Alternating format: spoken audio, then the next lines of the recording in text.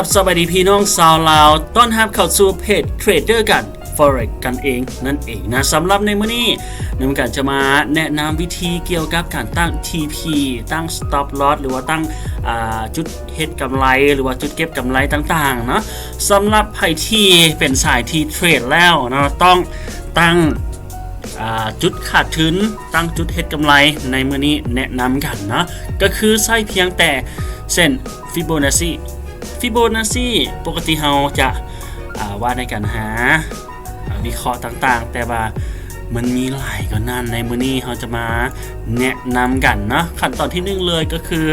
เปิดกราฟขึ้นมาเนาะจะเป็นคู่ใดก็ได้นะเปิดกราฟขึ้นมาจะเป็นคู่ใดก็ได้แล้วเข้าไปที่เมนู Fibonacci ถ้าหากว่าใครที่บ่มีก็สามารถคลิกขวาเข้าสู่บอลใดก็ได้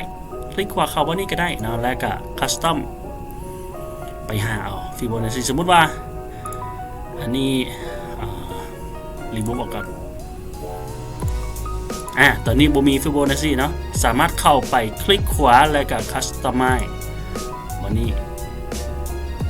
แล้วเลือกคำว่าFibonacci นี่เลย Fibonacci นั่นแล้วก็ Insert เข้าไป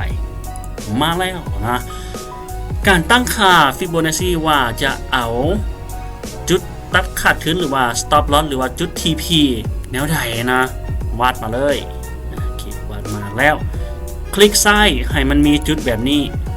คลิกซ้ายให้มันมีจุดแบบนี้เลยและคลิกขวา Fibo Property โอเคตัวนี้ลบทิมไปทั้งหมดเนาะคลิกใส่ตัวใดตัวหนึ่งแล้ว delete ทิมไปตั้งขึ้นมาใหม่ add 0ตัว level 0เราจะตั้งเป็น stop loss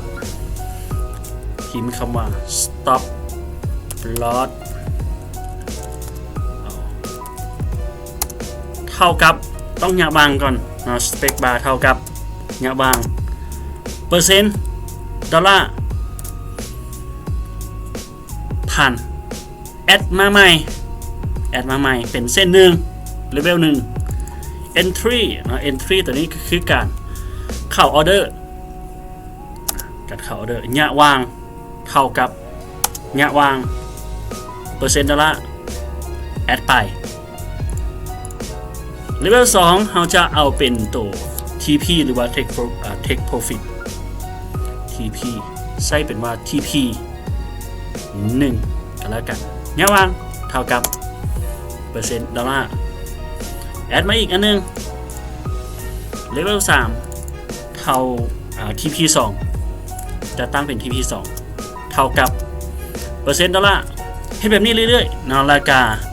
กดโอเคไปอันนี้ตั้งสีตั้งความหนาของเส้นตามใจ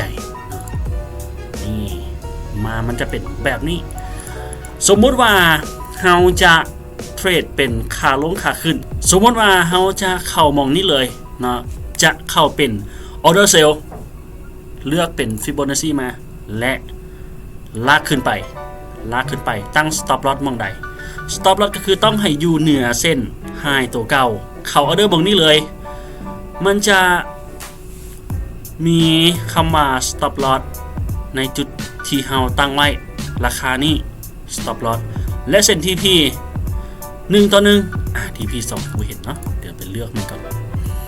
TP 2แอดมาใหม่ level 3 TP 2หยาวางเท่ากับหยาวางเปอร์เซ็นต์ดอลลาร์โอเค TP 2มาแล้วว่าเราจะตั้งเป็น TP มองไหนเนาะเราจะเก็บ1 ต่อ 1ก็คือถ้าหากว่าเราได้กำไร600ปิ๊บ600จุดนะเขาจะเสีย600จุดอันนี้ได้1 ต่อ 1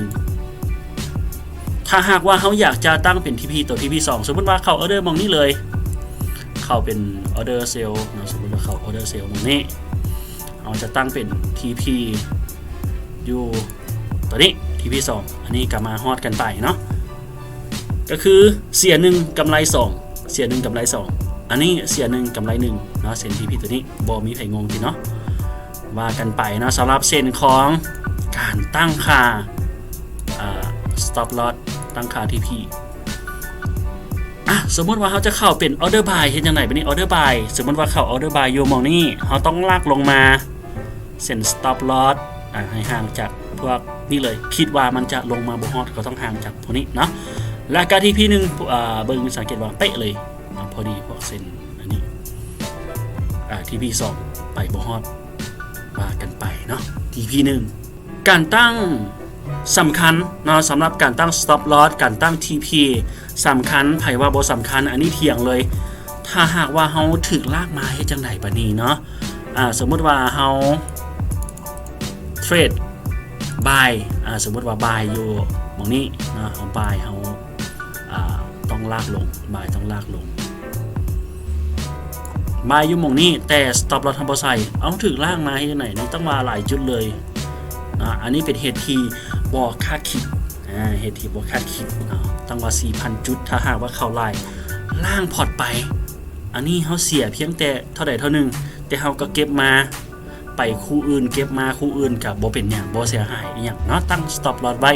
จะดีที่สุดแต่ที่สำคัญต้องตั้งให้ห่างเนาะคือสมมุติเฮาเข้าออเดอร์หม้องนี้ลากขึ้นไปนะตั้งให้ห่างจากจุดที่มันเคยผ่านมาสูงสุดที่ผ่านมาเขาตั้งให้ห่างประมาณนี้นะเขาออเดอร์นี้เวลาที่มันขึ้นไปมันอาจจะบ่ขึ้นไปฮอดเส้น stop loss เฮาอันนี้ก็โชคดีกันไปนะลงมาก็ฮอด TP 1 TP 2อาจจะเป็น TP 4ก็ได้อันนี้ก็ต้องหลายมื้อ1 2 3 4 5 6 7 8 9 2อาทิตย์2อาทิตย์นี้2อาทิตย์เนาะต้องถาดหลายมื้อลินเดย์ก็ได้ลินเป็นทำเฟรมใดก็แล้วแต่ต้องตั้ง stop loss ทุกเทื่อเข้าออเดอร์นี่ตั้ง stop loss ให้ห่างจากจุดที่มันผ่านมาโอเคประมาณนี้เนาะใครที่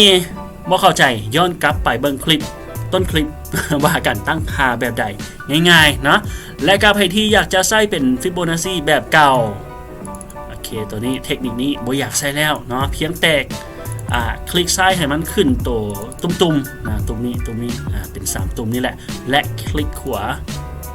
Fibo Property เข้าไปแล้วก็กด Default เป็นค่าเริ่มต้นก็ถือว่ากลับมาเป็นค่าเริ่มต้นกันแล้วนะอยากจะใช้ Fibonacci ก็สามารถใช้กันได้อยากจะใช้เทคนิคแบบที่ว่าไปเมื่อกี้ก็สามารถไปแอดกันมาใหม่ได้นะดีเลทแล้วแอดมาใหม่ก็ได้เช่นเดียวกันฝากกันไว้นะสำหรับการตั้ง TP การตั้ง Stop Loss สำคัญสำหรับเทรดเดอร์ทุกท่านแล้วพบกันในคลิปต่อไปสบายดี